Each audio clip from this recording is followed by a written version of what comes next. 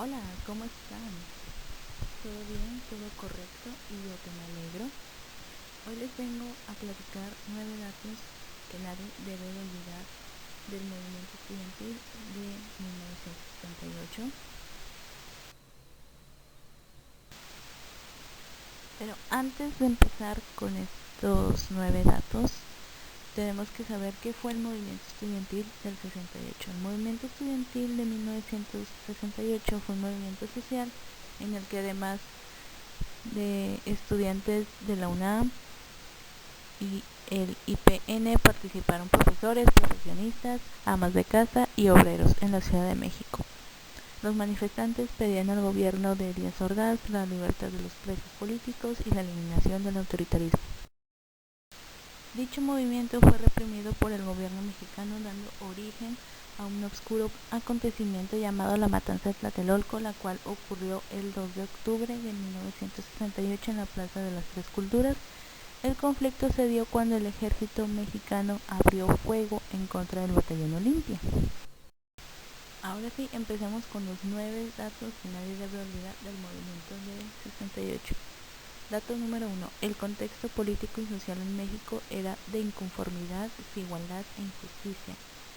En el mundo estaban emergiendo movimientos para exigir democracia y justicia a los gobiernos. En nuestro país se unieron universidades como la UNAM, el IPN, la NH, Universidad de Champingo, entre otros, que conformaron el 2 de agosto de 1968 el Consejo Nacional de Huelga, CNH. Número 2. Los líderes del Consejo Nacional de Huelga, CNH, tenían unas demandas para el gobierno mexicano en el cual se encontraba la libertad de los presos políticos, destitución de los generales Luis Cuesta Ramírez, Raúl Mendiola y el teniente coronel Armando Frías. El 13 de septiembre realizaron una marcha en protesta por el ingreso de elementos del ejército a la Universidad Nacional Autónoma de México, UNAM, y al Instituto Politécnico Nacional. Número 4. Investigadores han señalado que el 2 de octubre de 1968 llegaron a la Plaza de las Tres Culturas cerca de 8.000 militares, 300 vehículos armados entre tanques, jeeps con ametralladoras y vehículos blindados. Ese mismo día del 2 de octubre, investigadores afirman que se dispararon cerca de 15.000 municiones. Número 6. De los muertos aún no hay una cifra exacta, pero expertos estiman que fueron alrededor de 300, además de 700 heridos y más de 5.000 desaparecidos. El gobierno mexicano solamente reconoció 26 víctimas. Número 7.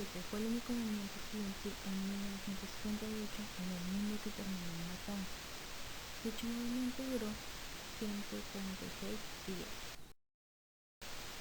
Número 8. El presidente en ese entonces era Gustavo Díaz Ordaz, pero investigaciones apuntan que Luis Echeverría Álvarez, quien además fue el sucesor del presidente Díaz Ordaz, en ese entonces era el secretario de Gobernación, fue quien dio la orden de la matanza de los estudiantes del 2 de octubre.